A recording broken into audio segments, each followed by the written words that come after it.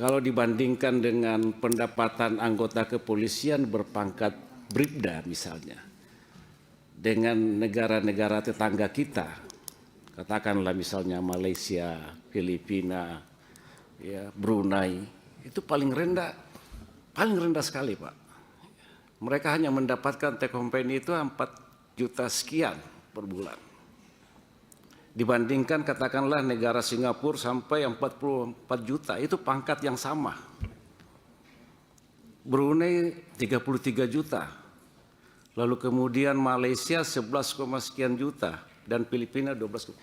Dengan gaji hanya 4, sekian per bulan, pangkat-pangkat bribda itu tidak cukup, Pak.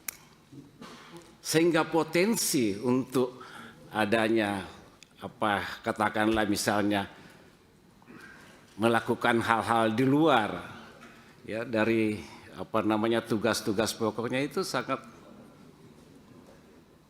terbuka ruang mereka lakukan, Pak. Karena memang untuk mencukupi kebutuhan hidup. Misalnya juga institusi kepolisian dengan aparat penegak hukum, kejaksaan dan dengan hakim, itu juga paling terendah, Pak. Waalaikumsalam. Silakan terakhir Pak Suding. Terima kasih. Pimpinan, Bapak Ibu anggota Komisi 3 yang saya hormati, Pak Astamarena, Kapolri dan jajaran polisian yang saya hormati, Pak Jambin, Pak Nandendra yang saya hormati. Assalamualaikum warahmatullahi wabarakatuh.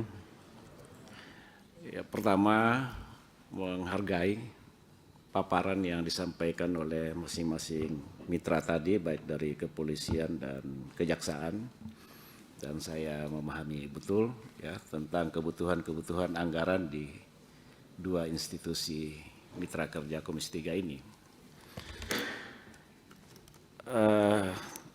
Untuk Pak Astamarena ya, tadi dari beberapa kawan menginginkan betul ya tentang profesionalisme dan integritas ya teman-teman kepolisian dalam hal memberikan layanan-layanan publik. Artinya menghindari adanya praktek-praktek penyalahgunaan kewenangan yang ada di institusi itu. Namun saya berpikiran balik begini, Pak Kapolri ya.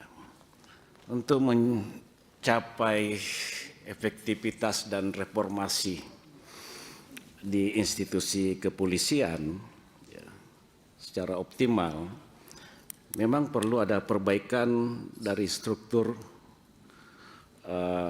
pendapatan anggota. Tadi teman-teman mengatakan Babin Kaptimas pangkat-pangkat paling terendah ya.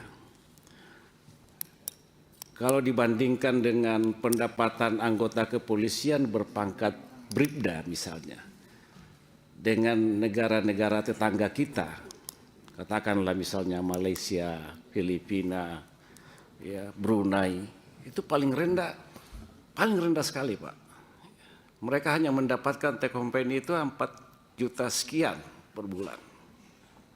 Dibandingkan katakanlah negara Singapura sampai 44 juta, itu pangkat yang sama. Brunei 33 juta, lalu kemudian Malaysia 11, sekian juta, dan Filipina 12. Kita, anggota kita yang pangkat yang sama cuma 4,5 juta sekian take home pay-nya. Nah, bagaimana untuk kebutuhan mereka?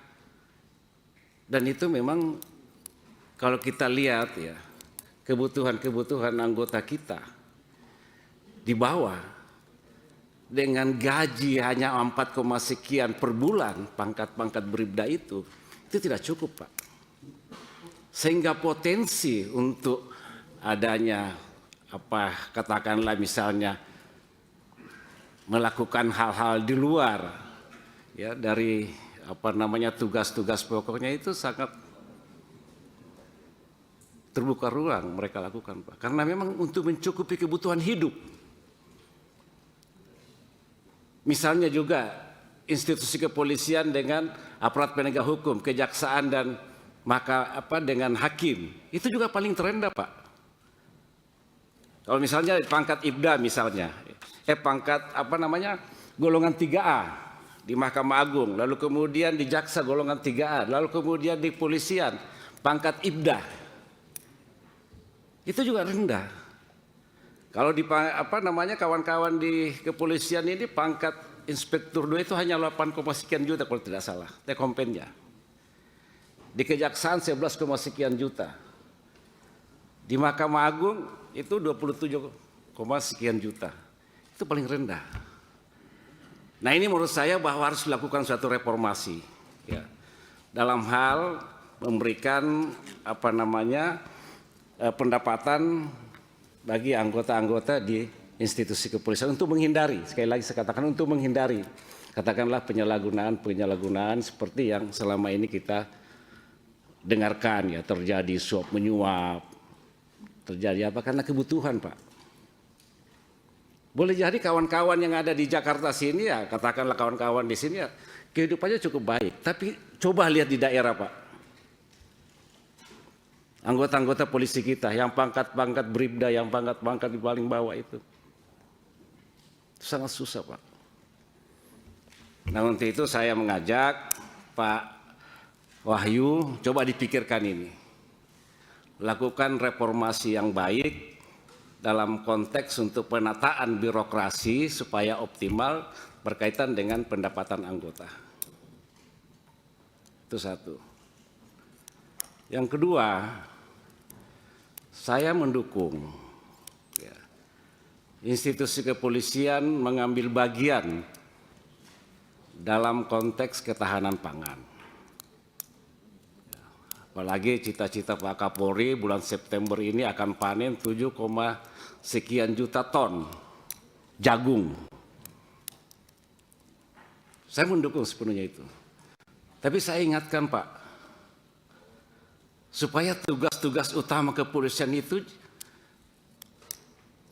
jangan ditinggalkan.